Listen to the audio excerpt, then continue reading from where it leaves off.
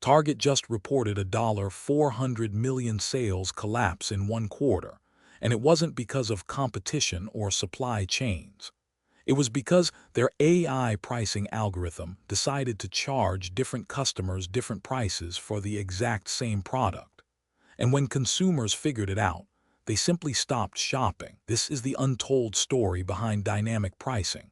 The algorithms that were supposed to maximize profit are actually destroying the very customer relationships that generate profit.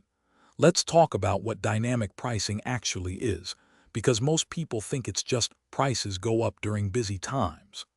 That's not even close to what's happening. Dynamic pricing algorithms work like this. They ingest real-time data on inventory levels, competitor pricing, local demand, customer purchase history, device type, location, time of day, weather patterns, and even your browsing history. Then they calculate the exact price that maximizes the probability that you specifically will buy that item right now. Not the price that's fair, not the price that reflects cost, the price that extracts the maximum value from your individual willingness to pay. Amazon does this. Walmart does this. Target does this. Most major retailers now do this, or they're in the process of building these systems. Here's where the algorithm fails. It doesn't account for human psychology. Specifically, it doesn't account for the moment when you realize you've been ripped off.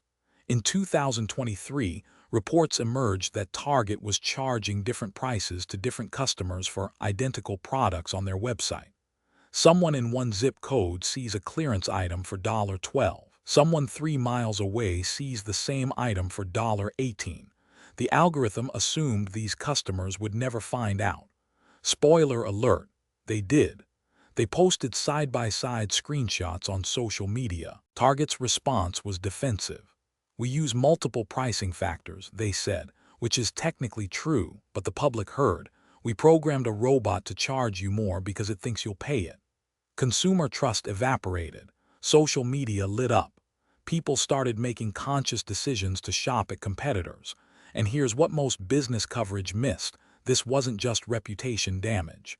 This was direct revenue loss from consumer boycott. Let's look at the math that these algorithms completely failed to predict. When dynamic pricing first rolled out, the theory was solid. If you have 100 customers and you can segment them into willingness to pay tiers, you extract more total revenue. Classic economics. But there's a hidden variable that the algorithms don't track: the probability of repeat purchase and the lifetime value of that customer relationship. Let me show you the actual problem with numbers. Imagine a grocery store using dynamic pricing on milk. The algorithm sees that a customer with a premium credit card shopping at 8 a.m. on a weekday in a wealthy zip code is less price sensitive, so it charges them $5.99 for milk. A different customer shopping at 10 p.m. on a Saturday with a low-income indicator gets charged $3.99 for the same milk.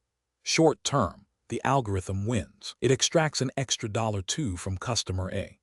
Medium term, customer A, who shops at this store twice a week, notices over 6 weeks that their grocery bill has gone up 18% while their friend's bill stayed flat. They do the math. They realize they're being systematically overcharged. Long term, customer A switches to a competitor. They don't come back. They tell their family. Their lifetime value to the store drops from $10,000 over 5 years to 0. The algorithm killed a $10,000 customer relationship to squeeze out $104 in extra revenue. This is exactly what happened to Target, and we can see it in their actual earnings reports. In Q3 2023, Target reported comparable store sales declined 3%. But more telling, they reported declining traffic, not because of product quality, not because of selection, because customers had figured out they were paying different prices than their neighbors for the same items. Target's CEO eventually admitted this, sort of. They said they were seeing price sensitivity increasing and needed to improve their value perception. Translation: our algorithm destroyed customer trust and now nobody believes our prices are fair. Here's what makes this worse. The problem accelerates. Once the dynamic pricing algorithm has eliminated your price-sensitive customers, it recalibrates its willingness to pay estimates based on remaining customers. These are the customers who didn't leave, meaning the customers least price sensitive. So the algorithm raises prices further. More customers leave. The algorithm raises prices again. This creates a death spiral. Walmart and other competitors saw this happening at Target and positioned themselves differently. They emphasized consistent, transparent pricing. Same price for everyone. It became a competitive advantage. Walmart explicitly called this out in their marketing. We're not using algorithms to overcharge you for milk. And it worked. During the exact period Target was losing customers, Walmart was gaining them. But here's where this gets really important for understanding economic trends. Dynamic pricing didn't just fail at individual retailers. It coincided with the broader inflation moment. In 2021-2023, inflation was the story dominating consumer consciousness. Families were shocked at how much their grocery bills had grown. They were already hyper-aware of prices, already comparing, already angry about cost of living.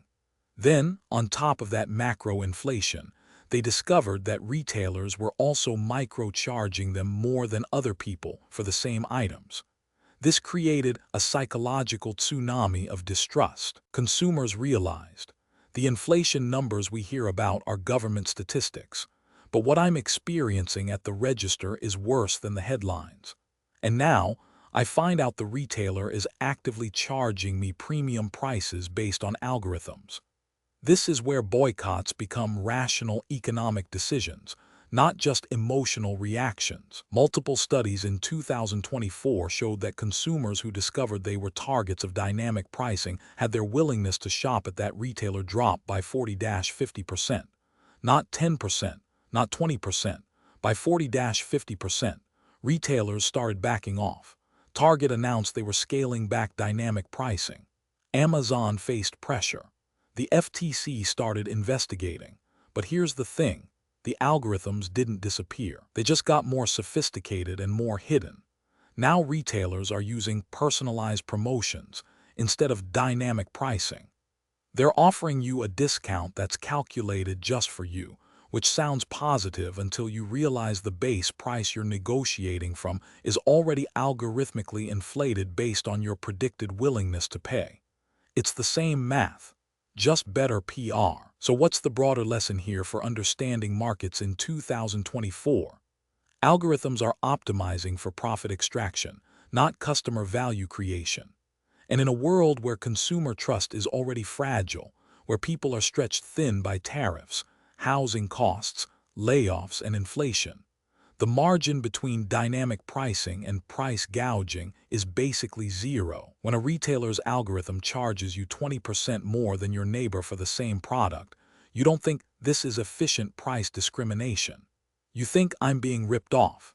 And in a connected world where you can screenshot that inequality and share it instantly, that perception becomes a market force. Retailers learned, you can't optimize your way out of a customer relationship problem.